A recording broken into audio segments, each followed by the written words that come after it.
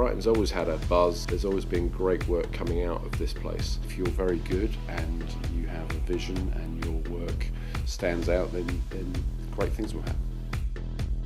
One of the things I'm really kind of passionate about is teaching other people about photography. No matter what you're into, there's going to be like a bunch of people who are like-minded. You shouldn't tailor your work to an audience that you're not really into, or a kind of style of working that you don't want to work in. And even if people don't like it at first, you'll always eventually find an audience for it, because you've always done what you want to do and you'll be more passionate about it.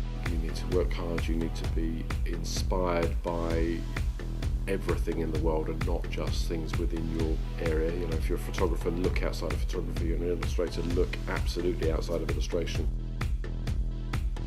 From being a kid, I've always drawn and coloured in, so it's just continued with me. I was never any good at anything else at school, so I've just continued being an illustrator. I love the challenge. I love the challenge of a brief. The thing that popped into mind was science and the discovery that the boffins that used to work on these machines with dials and levers and pulleys.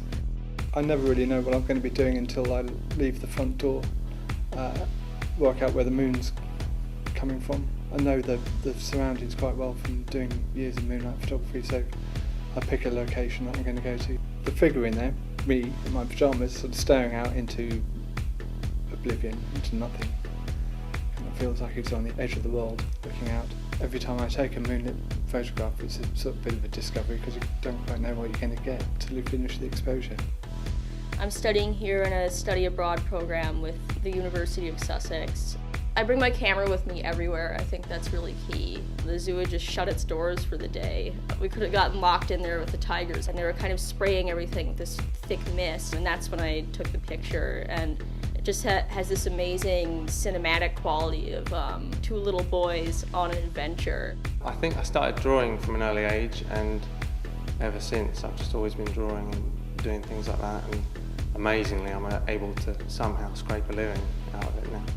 When I thought about Brighton, I thought about all the things I like about walking through it. And like when I first came to Brighton when I was young, getting off the train and walking through North Lane and seeing all the different things like the shoes on the telephone wires, things like that. So I tried to put all these things into a piece, and then like the wheel and the pavilion as well.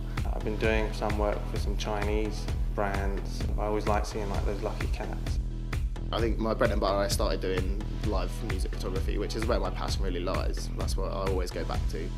I think my piece of work sort of shows the community in Brighton, and just like when you look through all the people's faces and stuff, it's just a passion, and it's just something about Brighton that like you don't really get that anywhere else. It's sort of just like everyone coming together, supporting the local music scene, as well as like touring bands and stuff like that, and it's just a great atmosphere and spirit about it, and I just think it shows that perfectly in one picture. All I've been really interested in doodling at school, and then kind of got introduced to computers and the whole Photoshop thing, and then just kind of just went from there really. It's a picture of Isaac Newton, just got the essential bits like the apple, and he was an alchemist, and so there's alchemist logos dotted about, and the formula for his gravitational formula. There's some bits and bobs that are a bit geeky, but kind of relevant to him, and yeah, it's pretty straightforward really.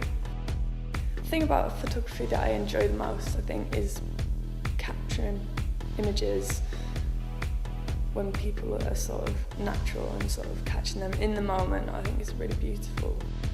The subject is my brother, who was 10 at the time, and he's sort of experimenting with lipstick and makeup. He's got whatever written on his knuckles. He is sort of discovering himself at that age, you know, where you start to think about gender and sexual orientation and stuff.